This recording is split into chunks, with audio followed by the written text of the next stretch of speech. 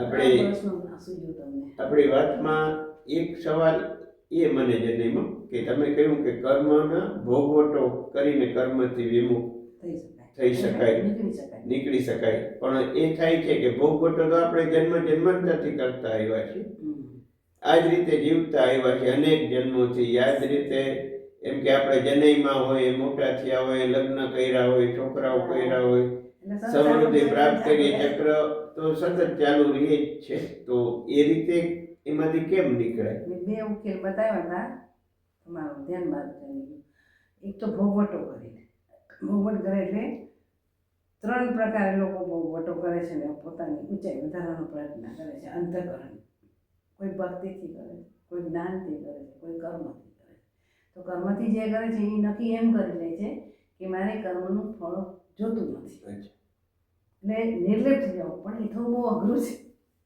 આપણે એમ કહીએ કે હું ત્યાં અમેરિકામાં ભાષણ દેતી હતી, એક ભાઈ વારે વારે વચ્ચે બોલ કરતા હતા કે નિર્લેપતા એ જ્ઞાન છે. મેં કીધું પણ નિર્લેપતા આવવી કેટલી અઘરી છે, તમારે આવી ગઈ છે? મેં કીધું તમે પ્રશ્ન પૂછો છો વારે વારે, એટલે તમે પ્રયત્ન કરી રહ્યા છો નિર્લેપ થવા માટે. મેં કીધું પછી ચૂપ થઈ જાય. એટલે કર્મ માટે ગાંધીજીએ આ વસ્તુને બહુ આગળ લીધી હતી, અહિંસાને, કર્મને.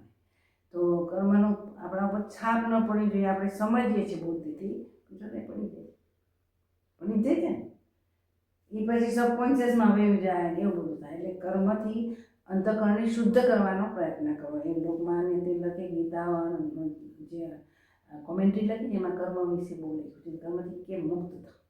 એટલે નિષ્કામ ભાવે કર્મ કરવું એ બરોબર છે, પણ જેટલું એ સારું લાગે છે એટલું જ મુશ્કેલ પણ છે.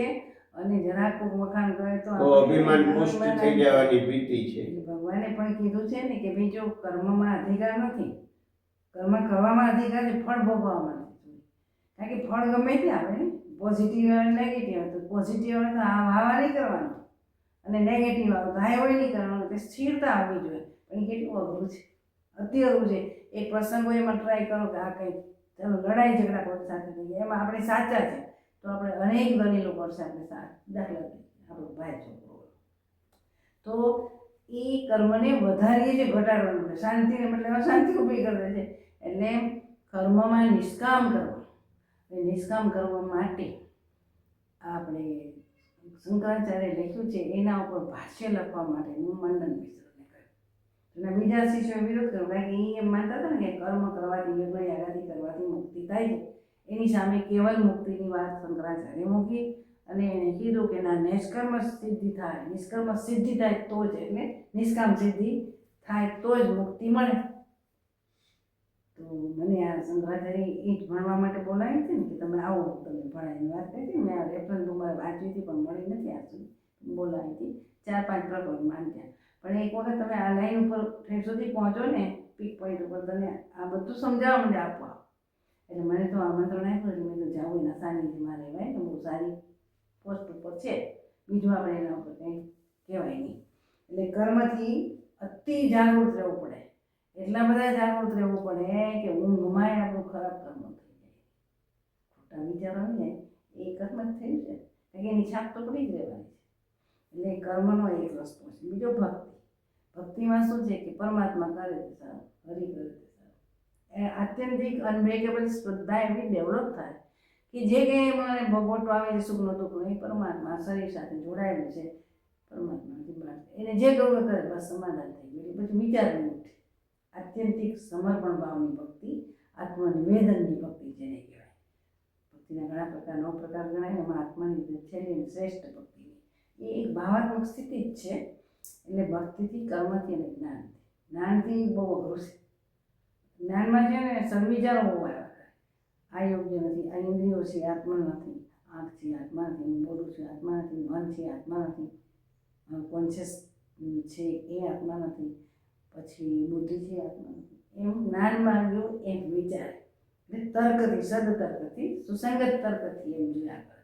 એ પણ બહુ અઘરું. પણ એ ત્રણેયમાં ગુરુ તો જોઈએ. જે આ પ્રાપ્ત કર્યું, જે રસ્તેથી જે ગયા છે એ રસ્તો બતાવવાનો. બાકી પછી આપણા સ્વભાવ પ્રમાણે, આપણા પ્રારબ્ધ પ્રમાણે આપણે આ ગુરુ મળી જાય. પણ આપણે એફોર્ડ કરવો પડે. હવે એફોર્ડ કરવાની જ્યાં સુધી સ્થિતિ આવે છે ત્યાં સુધી આપણે છે ને હજી આપણે કરતા ભાવમાંથી નીકળ્યા નથી. કરતા ભાવમાંથી નીકળી જવા માટે ભક્તિ માર્ગ શ્રેષ્ઠ ગણાય છે. જ્ઞાન માર્ગ ખરાબ નથી, બહુ વાલા કરોડો જન્મ પણ વયા જાય છે. તમે કીધું જન્મ પછી મૃત્યુ પછી જન્મ, કેવો જન્મ ક્યાં મળશે એ તો નક્કી નથી, જન્મ છે એ તો નક્કી છે. જાતસ્ય ધ્રુવો મૃત્યુ ધ્રુવો જન્મ એમ કહ્યું છે ગીતાને, મરે એનો જન્મ જન્મ થયો મરવાનો છે, એ તો પાકું છે. તો આ જાય છે ક્યાંથી?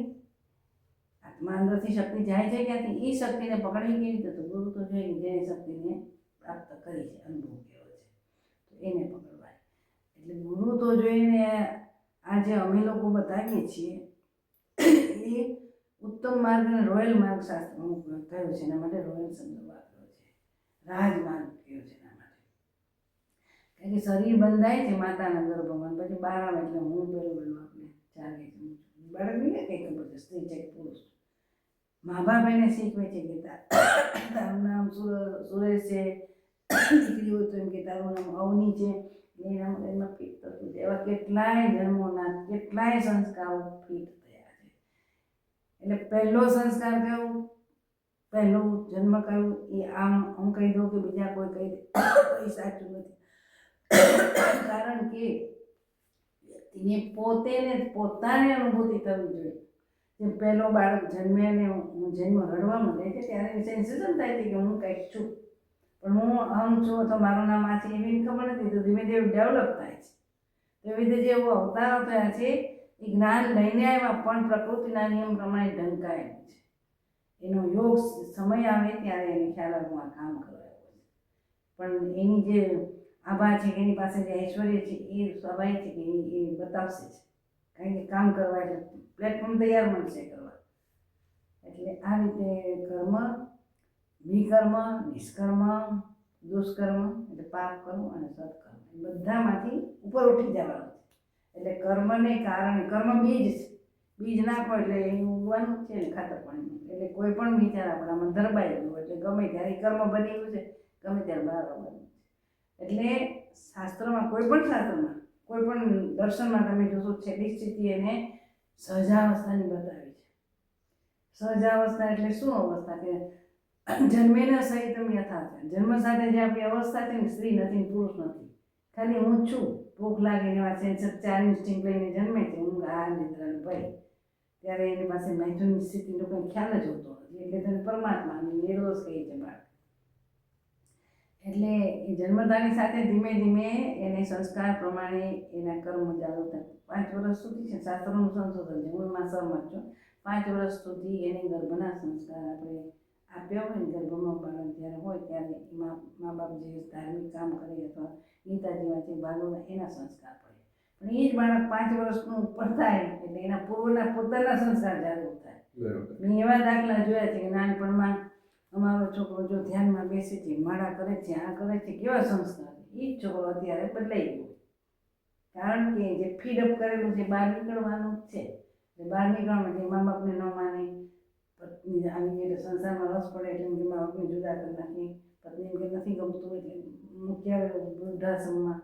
આ પછી આ બધું કર્મના ઝાડા છે ને એના આવતા જાય ને બીજા નવા બાંધતા. જો જાગૃતિ આવી જાય કે આ ના કરવું જોઈએ તો ના કરે, તો છે ને પ્રેમથી બધાને રાખવું જોઈએ. તો પ્રેમ એ મુખ્ય છે અને પ્રેમ એ જ પરમાત્મા છે. બાકી સ્ત્રી પુરુષોના કે મિત્રોના પ્રેમ હોતા નથી. કોઈ પત્ની એમ કીધું મારું ધણી મરી ગયું, બીજવા ત્યાં ચિતામાં ચડી જાવ, પણ રાણીએ દાખલ કર્યું હતું સમાજને સુરક્ષિત રાખવા માટે. સતી જવાની પ્રથા દાખલ કરી. દીકરીઓ બહુ વધી ગઈ એટલે આમ પછી મારા છોકરાઓની સંખ્યા ઓછી થઈ ગઈ પુરુષોની, એટલે એક છોકરી પાસે 3-5 પુરુષો છે. દીકરી જન્મી, આપણી દીકરી દુઃખી થાય એટલે દૂધ પીતી કરો. આમ સંસારને સ્વસ્થ રાખવા માટેના આવા કર્મકાંડો શોધી કાઢ્યા લોકોએ. પણ એ પાપ કરે છે એ પાછું નથી સમજતા. તો પછી એના કરતાં શ્રેષ્ઠ વસ્તુ એ છે કે જન્મ ના આપવો જોઈએ, બ્રહ્મચર્ય પાડવું જોઈએ. તો સાચા અર્થમાં બ્રહ્મચર્યા એનું નામ બ્રહ્મચર્ય છે. લોકો સ્ત્રી પુરુષના ભેગા ન થવું એને બ્રહ્મચર્ય. તદ્દન ખોટી વાત છે, તદ્દન ખોટી વાત છે. તો અત્યારે વિજ્ઞાને શું કર્યું છે કે બાળકો ન રહી જાય અને આનંદ મળે સહસાયનો, એટલા માટે બધા સાધનો બને. એમાં તો પ્રજા સાવ બગડતી જાય છે. અને ભ્રૂણહત્યા વધી ગઈ. એટલે એ ખરાબ કર્મ અથવા આપણે જેમાંથી આનંદ મળે છે આ સહસયનમાંથી એ કર્મ સારું લાગે છે ને એ કર્મમાં જવાબદારી આવી જાય બાળક જન્મે એટલે એ નથી જોતું તો વાત કરો. એના કરતાં બ્રહ્મચર્ય માનો તો એ તો નથી શક્ય બનતું. કારણ કે શક્ય એટલા માટે નથી બનતું કે જન્મ જન્માંતરમાં આપણે મૈથુનની સૃષ્ટિનો જ ઉપભોગ કર્યો છે. એટલે ભોગવટો કરતા જઈએ છીએ સંસારમાં અને બીજા કર્મો નવા ઉમેરાતા જાય છે. એટલે ચક્ર ચાલુ રહે છે. આ ગોળ ચક્ર છે અમારે અંતર ક્યાંય અંતરમાં મધ્યબિંદુમાં જવું હોય તો ક્યાંકથી કાપવું તો જોઈએ ને. તો એ શક્તિ જ્યાં સુધી અંતર્મુખ કામ કરતી હોય ત્યાં સુધી સંસારના આપણે બહિર્મુખ કામ કરતી હોય ત્યાં સુધી સંસારના ચક્રમાં પડ્યું જાય. એ જ શક્તિ અહીંથી ઘૂસી છે તો અહીંથી પાછી કાઢી રાખો નીકળી જાય તો શક્તિ પોતે ખુદ બંધાયેલી છે ને એ મુક્ત થાય છે. એમ સાંખ્યનો મત આ છે. કારણ કે સાંખ્ય બે વસ્તુમાં છે, પુરુષ અને પ્રકૃતિ બેને કાયમ માને છે. વેદાંત એમ નથી માનતું. વેદાંત એમ માને કે શક્તિ છે ઈચ્છા શક્તિ છે પરમેશ્વરની એમ માને છે. એટલે પરમેશ્વરની જે ઈચ્છા શક્તિ છે એને પ્રાપ્ત કરીને એના પરથી ઉપર ઉઠીને પરમેશ્વરમાં મળી જાઓ એ અંતિમ સ્થિતિ છે. એટલે ત્યાં પછી કર્મ ન થાય. કે સાવ શુદ્ધ થઈ જાય પછી શું કરવાનું? જ્યાંથી આપણે કિરણ જ્યાંથી સૂર્યનું નીકળ્યું સાંજ પડે તેમાં પાછું સમાઈ જાય. એટલે જે આપણી શક્તિપાત પરંપરા અને રાજયોગ એ બંને એક જ છે કે અલગ છે? ના, એક જ છે. રાજયોગ વિશે જે વિવેકાનંદે પુસ્તક લખ્યું ને એ ક્યારે લખ્યું કે એમને શક્તિપાતની દીક્ષા આપી આપણે રામકૃષ્ણ પરમહંસે. એને એમ થયું કે આ જિજ્ઞાસુ છે તે એને છોડાવીને એના છાતી પર પગ મૂકી દીધો અને સંકલ્પથી શક્તિ જાગૃત કરી તો ઉપર ઉઠી ગઈ. એટલે એમ થાય કે અસ્તિત્વ ગુમાવવા માંડ્યા ને એટલે એને એમ થયું ઠાકોર મને શું કરો મારી નાખવાનું છે? તો કે ના હવે તારું અત્યારે સમય પાક્યો નથી. કારણ કે તારે વેદાંતનું ફેલાવો કરવા જવું છે એટલે હમણાં આ બધું તારું છે ને ઢંકાઈ જશે. તું કામ કરી લે પછી જ્યારે શરીર છોડવાનો સમય આવશે ત્યારે 3 દિવસ પહેલાં તને અનુભવ થશે. એટલે શક્તિપાતનું મહત્ત્વ આજકાલનું નથી. આપણે અથર્વવેદથી ઋગ્વેદથી જ આવ્યું આવે છે. આ તો ઢંકાયેલું છે એટલે આપણે અહીંયા સૌરાષ્ટ્રમાં એ વસ્તુની ખબર નથી એટલે લોકોને આશ્ચર્ય થાય. બિલકુલ સાયન્સ છે. અહીંથી શક્તિ પ્રવેશી છે માતાના ગર્ભમાં. રજ અને વીર્ય ભેગા થાય એટલે બાળક ઉત્પન્ન થાય. એનું કામ જ છે પણ એની પાછળ શક્તિ કામ કરે છે. પ્રાણ શક્તિ જેને કહે છે વેદાંતમાં જેને ચિત્તી શક્તિ કહે એ કામ કરે છે. શરીર બાંધવાનું કામ કરે. બંધાયા પછી છે ને એ નીચે જે કંદ છે ને એને 3 આંટામાં 3.5 આંટા મારીને પૂછડી પોતાની દબાઈ રાખી ઉઠે નહીં ને ઉપરથી બહિર્મુખ થઈ જાય એટલે સંસાર શરૂ થઈ જાય. સંસાર એને કહેવાય સંસરંતી ભાવાય અસ્મિન સંસાર. આપણા હૃદયની અંદર કેટલા પ્રકારના ભાવો આવે છે જાય છે આવે છે એનું નામ સંસાર છે. અને સ્થૂળ સંસારનો અર્થ છે પરિણામ. છોકરા પેદા કર્યા એને પરિણામ કર્યા એને સ્થૂળ સંસાર છે. એકાદમાં કોઈ સાધુ રહેતો પણ એના મનમાં આવા સંસારના આવા ભાવો આવતા જાય જતા જાય તો એ થોડું કંઈક સાધુ કહેવાય. એને જ્ઞાન થોડું થયું કહેવાય. એટલે તો ઘણા સાધુઓનું પતન થવાનું કારણ જ આ છે. એક શક્તિ ને આ તો સનકાદિક વાલ્મીકી એ બધાએ આ અનુભૂતિ કરેલી. એટલે સનત કુમારોને બધા જે શક્તિપાત પરંપરાથી શક્તિ જાગૃત થાય મૂલાધારમાં પણ એ મૂલાધાર ચક્ર છોડીને સુષુમ્નામાં પ્રવેશતી નથી. એના માટે તો બહુ મથામણ કરવી પડે છે. એ છે કે કર્મ આપણા કર્મની જે છાપ છે ને ઝાડા એને દબાવી રાખે છે. એટલે ધ્યાનમાં સાધુમાં બેસવાનું કહેવામાં આવે છે ને કે એ સાધુમાં બેસવાથી જન્મ જન્માંતરના કર્મો મુવમેન્ટ થાય ને એમાં એ ભોગવાઈ જાય છે. સહેલો માર્ગ રોયલ માર્ગ એટલે કીધું છે ને જરૂરી છે. કોઈ પણ જગ્યાએ જાઓ તો હું તો કેટલા જૈન સાધુઓને મળેલી છું. અમારી વાત એ લોકો સ્વીકારે છે અને બીજા ભક્તિ માર્ગમાં જતા હોય એને પણ સ્વીકાર કરે. રામાયણ કોણ છે બહુ મોટા એ આ સ્વીકારતા નતા. પહેલાં એની ટીકા કરતા એ મેં આવે સ્વીકાર. એટલે તમારું કેવું એમ છે કે શક્તિની જે ક્રિયાઓ નહીં, મારું કેવું નથી, શાસ્ત્રનું કેવું છે અને મારો અનુભવ છે એટલે હું સહમત છું. એ સિવાય બીજો કોઈ નાન્ય પંથા એમ કીધું છે કે શક્તિ જાગૃત થાય અને જે ક્રિયાઓ થાય અંતર્મુખ જાગૃત થાય. આમ તો જાગૃત છે જ શક્તિ બહિર્મુખ છે સંસાર તરફ છે. અને શક્તિ જાગૃત થયા પછી જે ક્રિયાઓ થાય તમે ધ્યાનમાં બેસો ને એના થકી તમારા કર્મનો ભોગવટો થાય અને નિર્જરા તરફ તમે જાઓ. હા બરાબર છે. અને શાસ્ત્રમાં તો ત્યાં સુધી સંશોધન કરેલા છે કે જેના પુણ્યોદય કર્મ ખૂબ ફળ દેવા તૈયાર થયા હોય તેનો ભોગવટો જલ્દી થાય તો એને 3 વર્ષમાં જ્ઞાન થઈ જાય આત્મજ્ઞાન જેને કહે છે ને સમાધિ એનાથી ખરાબ કર્મ હોય તો કોઈને 6 વર્ષે થાય, કોઈ 9 વર્ષે, તો કોઈને 12 વર્ષે થાય, કોઈને 12 વર્ષે ન થાય તો બીજે જન્મ થાય, બીજે જન્મ ન થાય, ત્રીજે જન્મ તો અચૂક થાય. કારણ કે શક્તિનો પાવર છે કે 3 જન્મમાં ગમે એટલા ખરાબ કર્મ કર્યા એ ભોગવટો કરાવી દે. એટલે એમ શબ્દ લખ્યો છે કે ગમે એટલો ભોગાકાંક્ષી વ્યક્તિત્વ હોય તો શક્તિ જાગૃત થાય ને એમાં એ સાધન કર્યા કરે ગુરુએ બતાવ્યું. સાધન કરવાનું બીજું કાંઈ નથી કરવાનું, કોઈ પ્રયત્ન કરવાનો, બેસવું શ્રદ્ધા ભક્તિ તો આ સ્થિતિએ પહોંચી શકાય છે. આપણે રાજા ભરતૃહરિ પિંગલાના કારણે એને વૈરાગ્ય આવી ગયું, વયા ગયા તો એને તો મતલબ દીક્ષા લીધી હતી ગોરખનાથથી.